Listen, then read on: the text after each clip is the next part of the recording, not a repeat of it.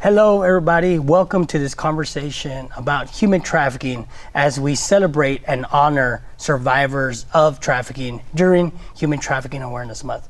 Today, I am joined by some amazing people who are here to have a great conversation about labor trafficking and the impact it has in our communities. I would like to introduce Kiara. If you could please tell us a little bit about yourself and the agency you represent. Yes, so my name is Kiara Rodriguez, and I'm an outreach specialist with Unbound Now, North Texas. Thank you. My name is Ingrid Guerrero, and I'm a survivor consultant advocate. I do educate the community about labor trafficking. Hello, I'm Yolanda Orozco, City of Dallas, Office of Welcoming Communities and Immigrant Affairs Division, and I'm the Senior Outreach Specialist. Welcome to each of you. And again, just thank you for being here to share your expertise around this issue and being here to provide this much needed information to our community. Whenever we talk about the issue of human trafficking in general and labor trafficking specifically, we have to also acknowledge that in many times this is a labor rights issue. Right, it goes to the rights of a worker, and it's important for our communities to understand exactly what those rights are.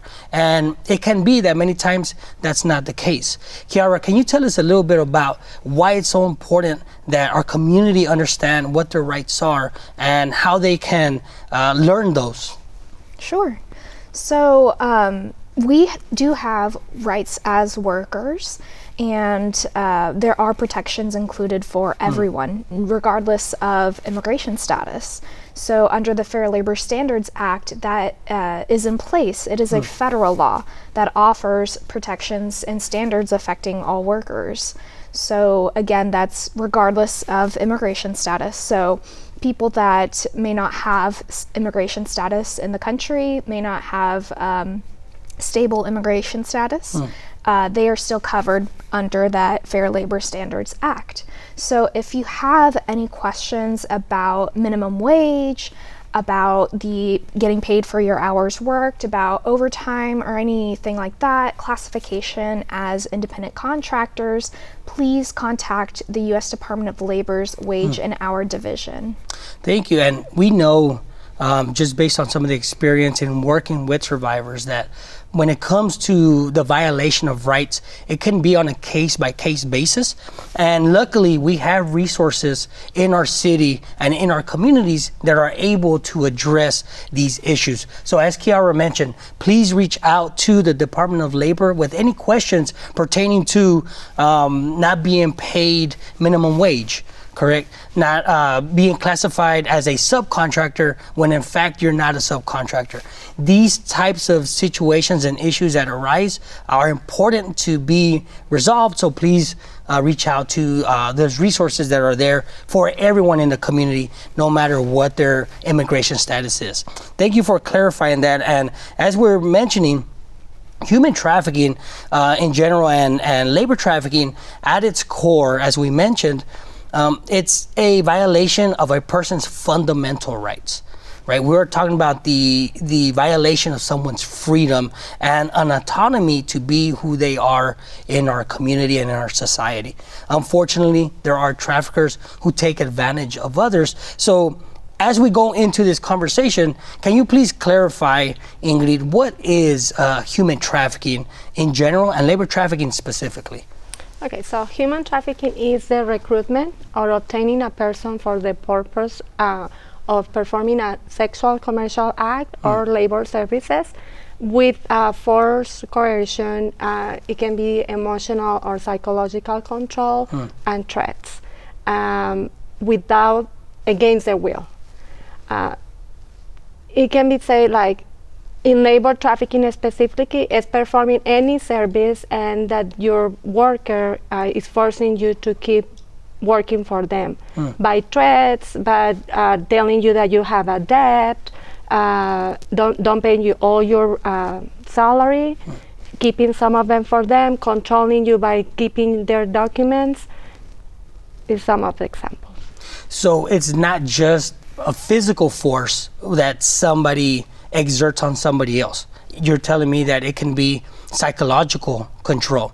It could be lies. What kind of lies can be used as means of control? What does that look like at different times? An example is when people is promised, like they recruit them to come to work, and then they make all these promises that are their lives. And when they get here, they take control of their documents, and then they start taking away all their money and threatening them to harm their family or harming them. So all the kind of lies. Another kind of lie is in a lot of cases, people is a groom. So they are, before they establish a relationship with you. In my specific case, I was a kid, and then they took the vulnerability that I have, and they made me believe we are part of your family. I started calling her mom, and then after that, she started controlling everything I did, and I worked, and I never received a compensation what I did. So it was all the abuses. It was psychological, physical, and emotional. So when you're that stage, they control you, not necessarily with physical restraints, but it can be emotional or psychological control. So first, let me just say thank you for your willingness to open up and share that part of your story. We know it's a difficult part of your story, and it's difficult to share. So first, just thank you for your willingness to share that with the community for the purpose of educating and bringing some reality in how it looks like in our society. Yolanda, Ingrid mentioned that in this case, in her specific case, it was somebody who presented as a loving figure. Right, she called her mom, she promised love and all these things. Is that the only context in which human trafficking happens, or can it happen in other kind of industries and jobs? Yes, other industries of jobs can be samples of a landscaper, domestic worker, construction, and restaurants. So be aware of those job sites. And that's interesting because we have seen, for example, even cases involving youth, teenagers who are promised that they will be able to travel the country, right? They'll be able to meet new people, travel while they're out selling magazine subscriptions or any kind of other product that they're selling. But in fact, the people who's controlling that situation very much practices psychological, emotional, physical restraint and control, in which the person, that youth who's now involved, does not feel like they can leave that situation, right? So I think it's important to make that point, because there's a misconception that human trafficking only happens to people from other countries or immigrants, and that's not the case, right? We know labor trafficking also happens to people, both foreign-born and people from the United States. Yeah, and in a lot of cases, the same family is the one that is trafficking. So a lot of cases, it's people that you actually know. It's not a stranger that comes and traffic you, that is people within your same circle. So that's important to understand what's human trafficking, because even if your family is taking away your compensation and abusing you, that doesn't give them the right because they're your family.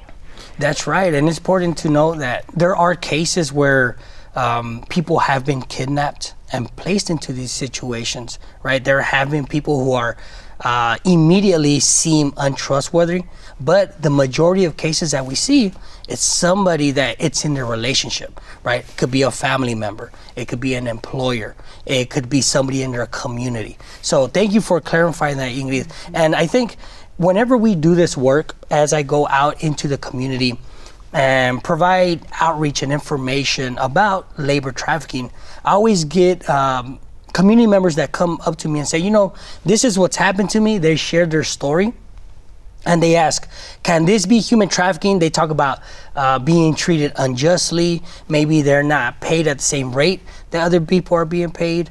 Maybe they're not getting the same hours as other people. And they ask, you know, is this trafficking? How can we know the difference between exploitation and trafficking? Well, the main differences we find, just like Ingrid shared her story with in her case of trafficking, is that there wasn't really a way for her to leave the situation without further consequence. For example, in a case of exploitation, like you mentioned, where maybe you're not being paid the same as somebody else at your job, or you're treated unfairly, those people, if it's just exploitation, they still have the option of leaving the job without further consequence, other than the financial hardship that would happen to anyone for leaving a job. So we're seeing with trafficking, though, there's further consequence. The employer, whoever, or the family member, whoever has control in that situation, has made it in a way that there will be more consequences, or the person feels like there will be more consequences if they choose to leave that situation. For example, maybe they've threatened them with physical harm if they try to leave, or they've threatened family members of theirs if they try to leave. Or it's that psychological coercion that's put in place where they will face that psychological harm if they choose to leave that situation. So in trafficking, the person feels like they have no option to leave, that there is not a choice to quit because there will be further harm that they will receive. But in the case of exploitation, the person still feels the freedom to leave the job. The only consequence is that they will be without a job. So it's very much that dynamic of control, sometimes limiting movement, basically the freedom to be able to choose or not choose to leave that situation. Exactly. Wow. You know, in the community, we know that there's a lot more awareness around these issues today.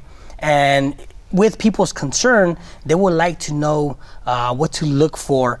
And to understand that, we have to understand vulnerabilities, right? You mentioned earlier that traffickers use a person's vulnerabilities as means of control. What are some vulnerabilities that are present in trafficking cases, or what do traffickers use as means of control? Mm-hmm. So, while human trafficking can happen to anyone, it does not matter your age, your social economic status, or your nationality. Most of the cases is where traffickers, they exploit the vulnerabilities of people, like when they're homeless, financial disruptions, or they're migrants or refugees, that they are in a new country with limited resources, or they don't know the resources available for them. And you mentioned something that's important, right? They look to maybe a disruption in their life, something that has caused them to maybe not have support or not have an ability to care for their family, or something that drives them to want to look for an opportunity. Traffickers come and they offer that opportunity, but really it's part of the fraudulent relationship to then benefit from their labor. And then once that person cannot leave, we see this human trafficking case unraveling. Ingrid, you mentioned immigrants, and I really want to stress on this point because the city of Dallas has put forth efforts to make the city a welcoming one, right? Yolanda, why is it important that your office, or why did your office feel it was important to make this a welcoming city for immigrants and anyone who lives within it? Every case is different, right? But there are protections for people that have been identified as victim of human trafficking. So in our welcoming plan, we welcome everybody regardless of their legal status. So it is very important that migrants and refugees feel safe and in reporting and getting the help that they need. That's right. And some of the efforts that you've put forth is the city has made the access to resources available, right? So I know there's a resource platform at which community members could access, and they can receive these services in over 100 languages. Amazing, right? And those are the things that get to the root causes which lead to trafficking, right? These vulnerabilities such as cultural barriers, language barriers, no control of their documents and so forth. In talking about vulnerabilities now, and we have some understanding around it, what are some signs then that we can look for that point to that this may be a trafficking situation, Ingrid? So the people is controlling everything they do. They take away their documents and they control their finances. They don't have freedom. They can own a debt to their employer, so they receive partial or no salary at all, and they are not have the freedom to go to different places or the freedom to leave the work. Those are some of the signs. Is another one. Sometimes they don't have accessibility, like what they eat, so that everything in their life is controlled. Who they talk. Those are mostly some of the signs. And we definitely understand that these are always case-by-case basis. Not all cases of labor trafficking look exactly the same. So even though we do list a number of indicators, they may not be complete in all of the different trafficking cases that we have seen. Kiara, is there any other indicators that you feel you have seen based on the experience and working at Unbound now? So we primarily serve survivors of sex trafficking, but we serve survivors of any cases of any type of trafficking, labor or sex trafficking. In the research, it shows that there's many different indicators. For example, in the recruitment process itself, in the case of labor trafficking, the research has shown it often starts with a job offer. Either maybe a family member, a friend, a coworker, or somebody in the community comes up to the survivor and explains, oh, here's a job that you can make this much money, just talk to this person, sign up and do this process, and then you'll start making this money. And then the person goes to the job, maybe they have an interview, maybe they sign some paperwork or however, but it turns out that the job is not what was first presented to them. Like, for example, they may say, oh, you'll earn $30 an hour doing landscape work. But then when they start that process, the employer says, oh, first you have to pay for the uniform, you have to pay for the tools, you're gonna have to pay for all the little fees, and oh, you need this license. So they start taking away from their paycheck for these supposed fees, for these supposed debt that they have to pay these things off. And so that debt, of course, eventually never goes away. They just keep having to work to pay off a supposed debt that in reality will never get paid off, and so they end up in that trafficking situation. So that's one of the ways, even in that recruitment process, that these people are exploited, and that exploitation is turned into a situation of trafficking. It's, again, unfortunately, there are traffickers who are willing to take advantage of people's vulnerabilities. But how wonderful it is that we have community members, agencies, survivor leaders, and advocates who are willing to come out and do the work to provide this much needed education to our community members. If somebody in that community feels like they've seen something and they know somebody who is paying a debt to their employer, and maybe they're not sure, but they would like to do something about it, who can they reach out to, or who can they call for help, Kiara? Well, if you are outside of this immediate area where we are located in North Texas, you can reach out to the National Human Trafficking Hotline. They have a hotline that's open 24/7, that's available in multiple languages. They have interpreters on call ready to speak with whoever needs to speak with them, and it is completely confidential. They can work with local law enforcement, but it is completely the choice of the person on the line. They can speak to them anonymously. They can give information about, oh, I've heard about this situation, or maybe if you find yourself in that situation, you can reach out to them for assistance. Now, here locally in the North Texas area, we have the organization that you are a part of, Noel, of course, Mosaic. that helps survivors of sex and labor trafficking.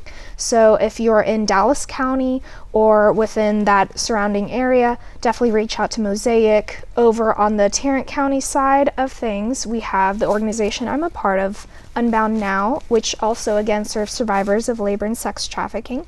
And we serve Tarrant County as well as Denton, Johnson, and some surrounding counties as well. So if you're here locally, you can reach out to our agencies for assistance.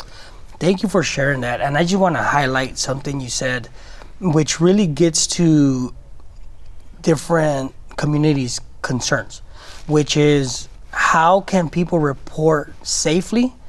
And because sometimes people are afraid to come forward.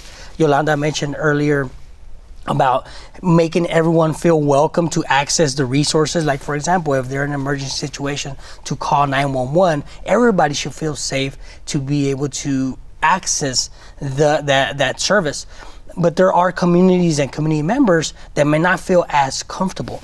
And you pointed to a couple of things that I want to highlight. For example, if you do report a situation of human trafficking and you want services, it's an option. You have the choice to work with law enforcement, but if you're not at a point where you're ready to, or you don't want to at that moment, you do not have to. You could get services without having to talk to law enforcement in the beginning. Also, and furthermore, if you want to report anonymously, right? You don't have to put any identifiable information. Just if you want services and you want to get counseling or shelter services or legal services, you can do so anonymously in the beginning and see what that process is like. So these are ways that our community can feel safe with going through this process of reporting and learning what is on the other side of that. Ingrid, you mentioned that you had an experience of this. What helped you report the situation, and then how has it helped you since after that? What helped me was first understanding what was human trafficking. I have no idea I was being a victim of human trafficking until 4 years I get out, so it's like 33 years after. So reading all those signs, it helped me to understand that was going. And then having the access, understanding, I called to a specific charity, and they contact me with Mosaic, and having all the resources that Mosaic had provided. So they provide me with legal, counseling, all that helped me to get through the process, and all that it came afterward, which it was the prosecution, all the legal part of it. So it has helped me. It has been a long process.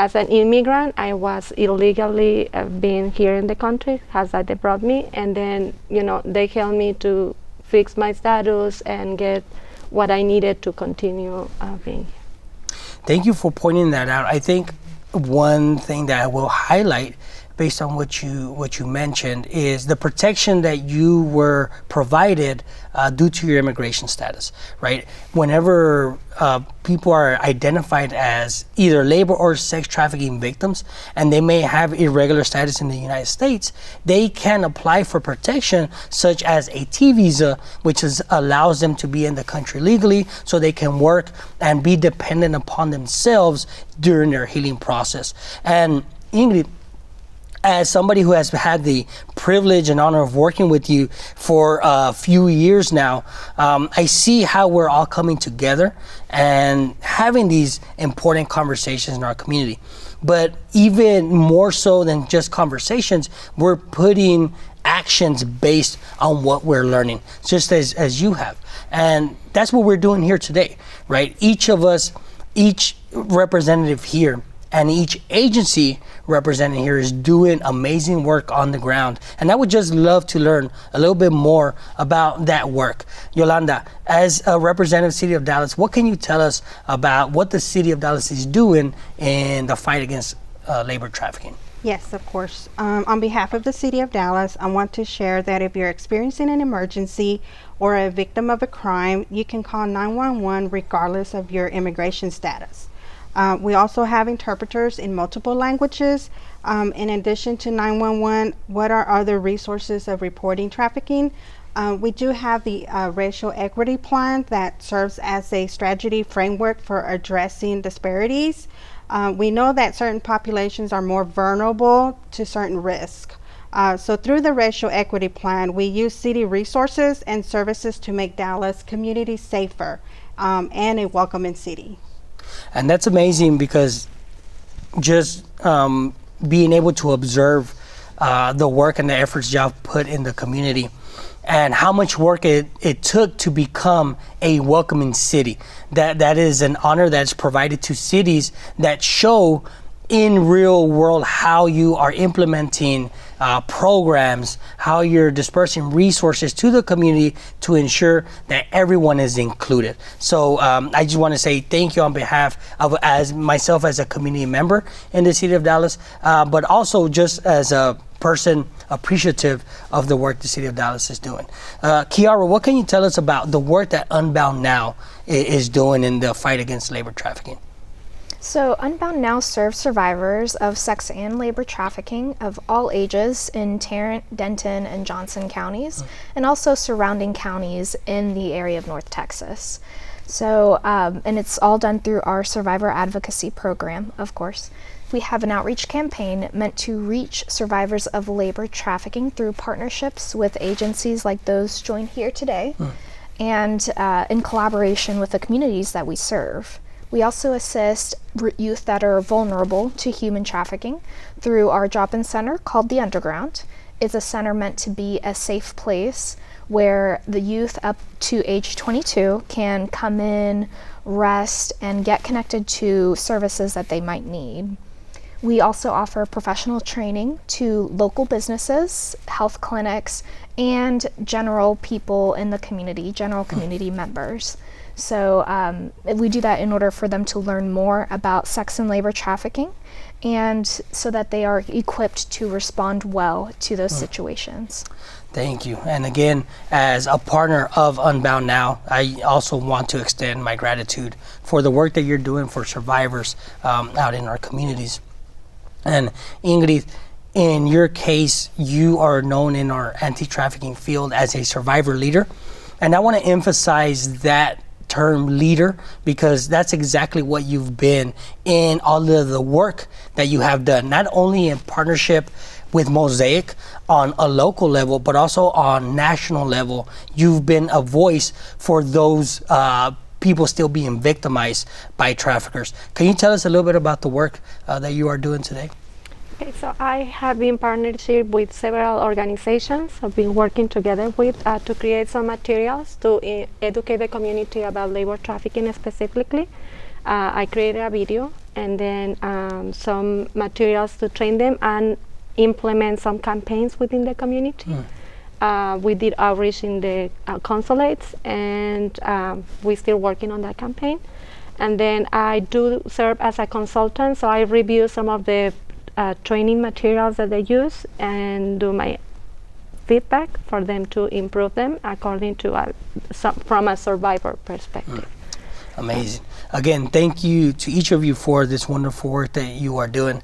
At Mosaic Family Services, we also work with victims and survivors of both labor and sex trafficking, and we provide an array of comprehensive services that are designed to be trauma-informed and victim-centered in their implementation. And the services, for example, include counseling, legal services. The attorneys at our agency practice both immigration and family law cases, which we know are vital to the healing of many of survivors coming out of these trafficking situations. We have an emergency shelter for women and children that need that safe place and confidential space to be able to thrive again. We also work with men, victims of both labor and sex trafficking, and are able to provide safe spaces for them as well. Again, the services we grant for our community are designed to be comprehensive in scope and trauma-informed in their delivery. And we work with other partners to ensure that we are bridging any gaps that are there. Thank you one more time just for being here. These conversations are necessary. The issue of labor trafficking is one that is present. Many times is difficult to see. it's difficult to understand how it's working. But as we are coming together to really break this thing apart and see how it comes out or how it manifests in our community, we're able to respond in a more comprehensive way. With that, I'll leave it to any of you that would like to share anything to our audience listening as we close. Yeah, so I'll go ahead and add that if any of the people in the audience that are watching this video right now, again, I just want to reiterate, if they know somebody or if they feel that they themselves are maybe in a situation of labor trafficking, just to please reach out again to the National Human Trafficking Hotline or to one of our local agencies here, Mosaic or Unbound Now. So if they may think that, or if they have questions about trafficking and they may think that possibly a situation of trafficking, just to please reach out for assistance. Thank you. Thank you again, and we hope to see you at the next one. Thank you. Thank you.